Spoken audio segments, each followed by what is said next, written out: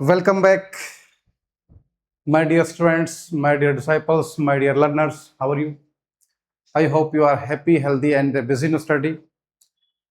Students, आपके CET 12th standard के यानी कि सीनियर सेकेंडरी लेवल का जो CET आयोजित होगा उसके फॉर्म फिलअप होने शुरू हो गए हैं। तो डेट्स आपके पहले ही आ चुकी है और इसमें कौन कौन सी वैकेंसीज को शामिल किया जाएगा कि 12वीं क्लास का जो CET देके उसके बाद जो आप कौन कौन से एग्जाम्स में बैठ पाएंगे, क्या फीस रहेगी आपकी, क्या इसमें इसकी वैलिडिटी क्या रहने वाली है, उन सब बातों का हम इस वीडियो में बात करेंगे। और मैं आपको बताना चाहूँगा कि जो ये चैनल है इसमें मैंने इंग्लिश ग्रामर के कंप्लीट जो सिलेबस है, आपका जो LDC एग्जाम का सिलेबस है वही सेम एक तरह से सिलेबस आपका है, वो सब मैंने करा रखा है। साथ में आपको और भी मटेरियल मिलेगा, बहुत सारा मटेरियल यूट्यूब चैनल पर मिलेगा आपको। तो जो स्टूडेंट्स नए हैं वो चैनल को सब्सक्राइब कर ले, जिससे आने वाले टाइम में और भी जो वीडियो होंगे, जो पेपर सोल्यूशन होंगे वो आपको मिलते रहे। और जो अपने साथी हैं उनको भी शेयर कर दे, फ्री ऑफ कॉस्ट है, बिना 1 रुपया भी आपसे चार्ज दिल्ली जा रहा है। और अच्छा से अच्छा जो है आपको पढ़ाकर यहाँ पर मैं कोशिश कर रहा हूँ कि आपको जो है नौकरी मिलने में कुछ ना कुछ मेरी मदद जो है हो सके। देखिए बात करते हैं राजस्थान कर्मचारी चयन बोर्ड, ठीक है, आपका विज्ञापन संख्या ये दे रखी है आपकी CET सीनियर सेकेंडरी लेवल, ठीक है, CET सीनियर सेकेंडरी लेवल 2026, विज्ञापन संख्या 8/2026 और समान पात्रता परीक्षा common eligibility test senior secondary स्तर 2026, ठीक है। अब इसमें कौन कौन से बातें हैं वो हमें देखिए। सबसे पहले तो बात यह है कि आपकी 24 जून से आपके कहां से 24 जून से आपके फॉर्म फिलअप होना शुरू हो गए हैं और ये डेट आपकी 23 जुलाई तक आपके फॉर्म रात को 11:59 तक जो है फॉर्म फिलअप होंगे। इसमें आपके 14 सेवाएं इसमें कितनी है, 14 सेवाएं इसमें शामिल की गई है, ठीक है। ये आपके सारे जो है यानी कि वनपाल, छात्रावास, ये सारा मिलके। इसकी वैलिडिटी की बात करें तो 3 इयर्स इसकी जो है वैलिडिटी रहने वाली है, 3 साल तक अगर आपने ये भर लिया। और जो भी वैकेंसीज आएगी, अब बड़ी संख्या में वैकेंसी आएगी क्योंकि अब जो है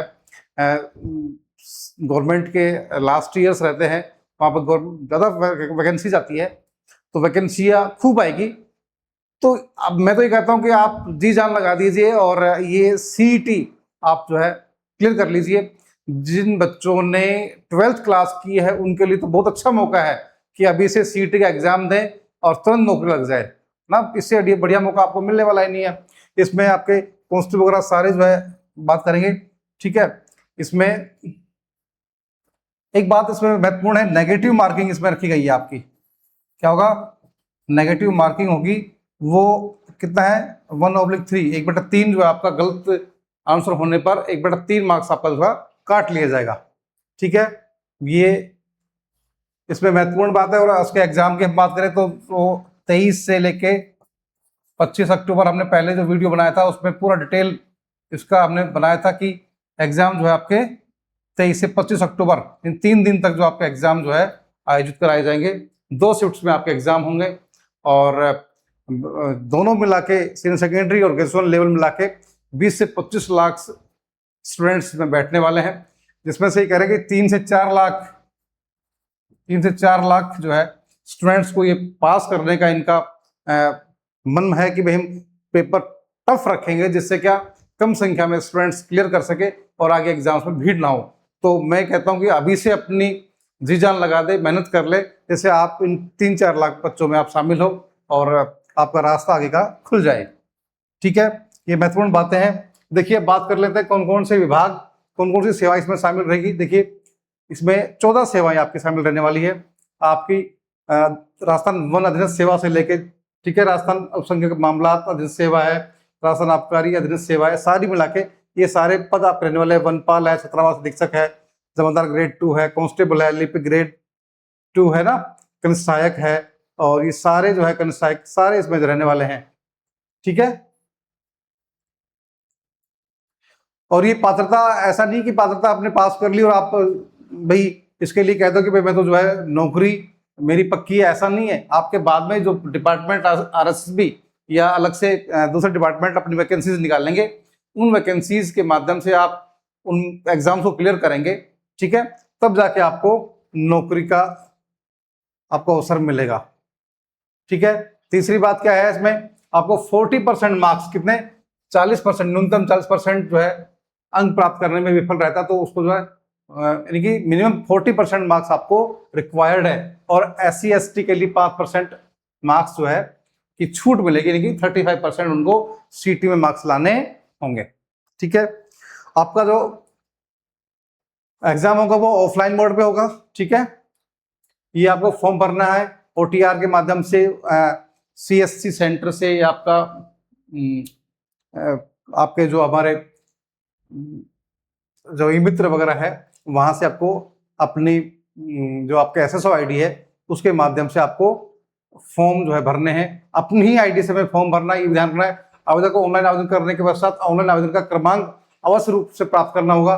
यदि आवेदन पत्र क्रमांक अंकित या प्राप्त नहीं हुआ है तो इसका अर्थ यह है कि आपका आवेदन पत्र स्वीकार नहीं है। ये हमें विशेष जो नए बच्चे हैं उनको विशेष ध्यान देना है कि जब हम फॉर्म फिलअप करें तो सारी डिटेल्स अच्छे से, है ना, जैसे साइन है, फोटो है ना, आपका जो सिग्नेचर वगैरह, और जो भी आपका फेस का जो कैप्चर वगैरह जो करेंगे ना, फेस कैप्चर करेंगे, उसमें किसी प्रकार की दिक्कत ना हो।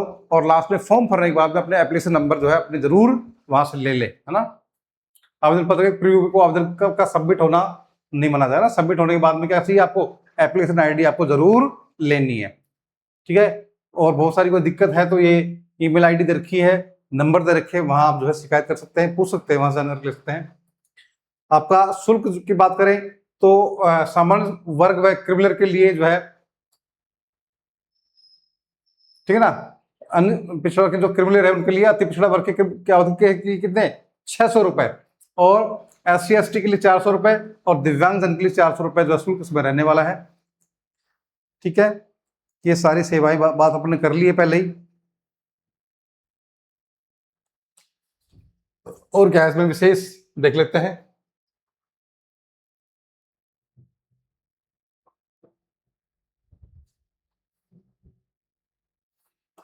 खिलाड़ियों का कोटा भी है इसमें 2%। ठीक है। सभी वैकेंसीज में रहता है ये, वीडो का है ना, परित्यक्ता का है, सबका जो इसमें कोटा सभी वैकेंसी में रहता है। पात्रता विशिष्ट योग्यता क्या है, आपको जो है सीनियर सेकेंडरी पास होना जरूरी है इसके लिए। ठीक है। और आपके जो 1 जनवरी 2027 से इसमें जो है आपको 18 साल, यानी कि एज क्या रहने वाली, कितनी एज होनी चाहिए आपकी, मिनिमम जो है 18 साल, आपकी मिनिमम कितनी होनी चाहिए 18 ईयर्स, और मैक्सिमम 40 ईयर्स। ठीक है। ये आपकी एज रहने वाली है इसमें आवेदन के लिए। और जो आरक्षित वर्ग है उनके लिए अलग से जो है छूट का प्रावधान किया गया है। देखिए यहाँ पे है ना। और ये एज कब से काउंट होगी आपकी, ये हो आपकी जो है कब से मान रहे हैं, इसके लिए 1 जनवरी 2026 को है, कितनी 1 जनवरी 2027 को, सॉरी कितनी 1 जनवरी 2027 को आप कितनी 18 साल एज होनी जरूरी है, और आयु प्राप्त इसने कर ली है, और 40 वर्ष का नहीं हुआ है वो आवेदन जो है कर सकता है। ठीक है। इसमें 3 वर्ष की छूट जो है से अधिक नहीं दी जाएगी ना, आरक्षित वर्ग है उनको उसके हिसाब से छूट जो है दे रखी है।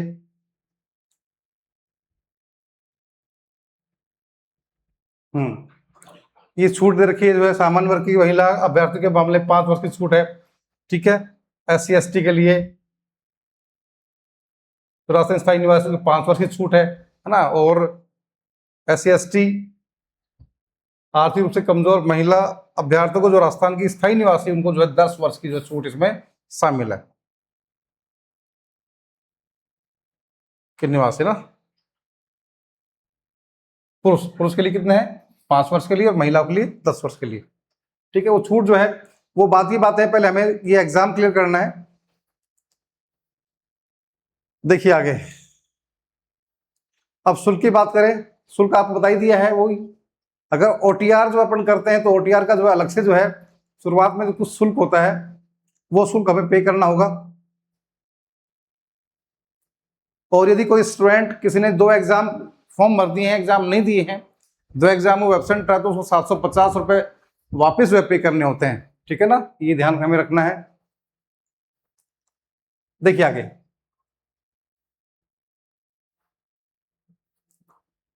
ये महत्वपूर्ण बात है, यही है हमारी। ये देखिए, आवेदक द्वारा ओटीआर में लाइव फोटो को फोटो एडिटर ऐप से किसी प्रकार की छेड़खानी, फोटो की जालसाजी इत्यादि करने पर अभ्यर्थी की अभ्यर्थता किसी भी स्तर पर निष्क्रिय है।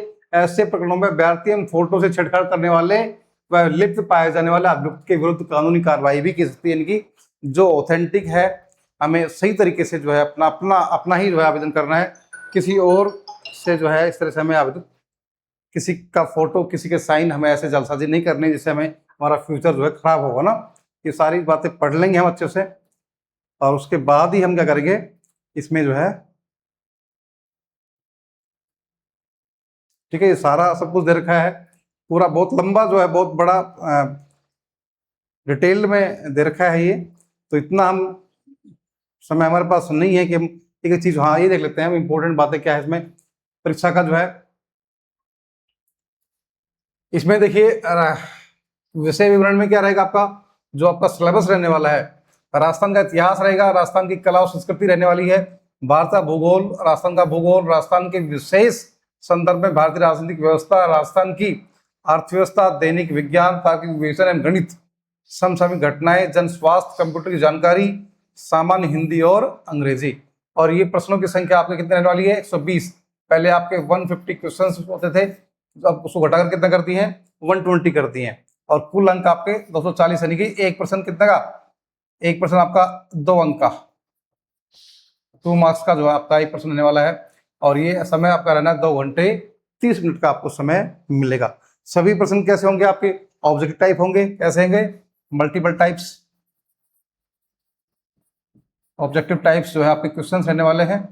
ठीक है, और कोई भी जो गलत प्रश्न होता है तो उसका 1/3 आपका जो अंक जो है क्या हो जाएगा, काट लिया जाएगा। ठीक है, आगे ये सारा जो है सिलेबस है, सिलेबस को हम अच्छे से देख लेंगे। इसमें इतिहास भी है, ठीक है, आपकी संस्कृति, कला संस्कृति भी है, भारत का भूगोल है, ठीक है, ये सारे हम, ज्योग्राफी है आपकी ना, भूगोल में सारी चीजें आपकी जो है, सिलेबस को अच्छे से ध्यान से पढ़ के सिलेबस के अकॉर्डिंग में तैयारी करनी है। ऐसा नहीं कि हमें यूं ही पढ़ना है। और सबसे मैं रिकमेंड करूंगा, जो तैयारी कर रहे हैं स्टूडेंट्स, जो हमारी राजस्थान की बुक्स चलती है, जो हमारे स्कूल्स में जो बुक्स चल रही है, उनको हमें अवश्य पढ़ना है, क्योंकि हर एग्जाम में उन्हीं बुक्स से हमारे क्वेश्चन आते हैं।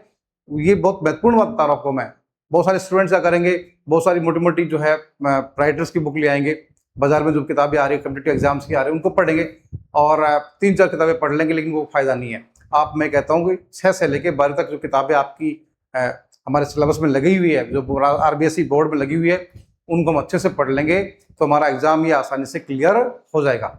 चाहे वो साइंस हो, चाहे आपका राजस्थान की बुक हो, चाहे वो ज्योग्राफी की हो, उनको सबको हमें पढ़ना अच्छे से।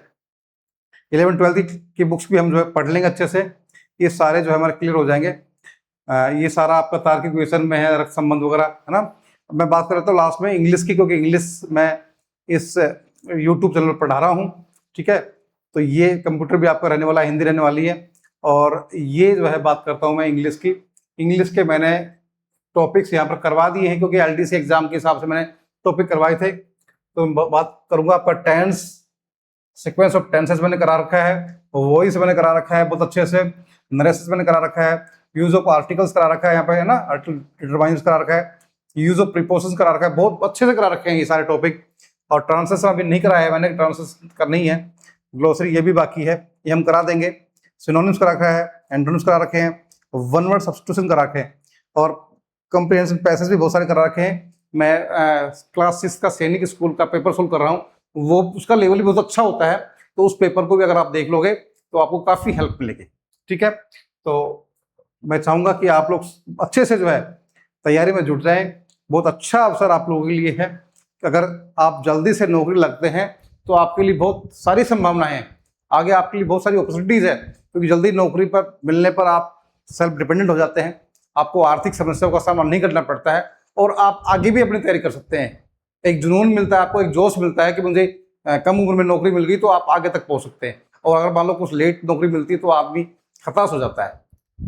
ठीक है, सभी को धन्यवाद, best of luck, thank you.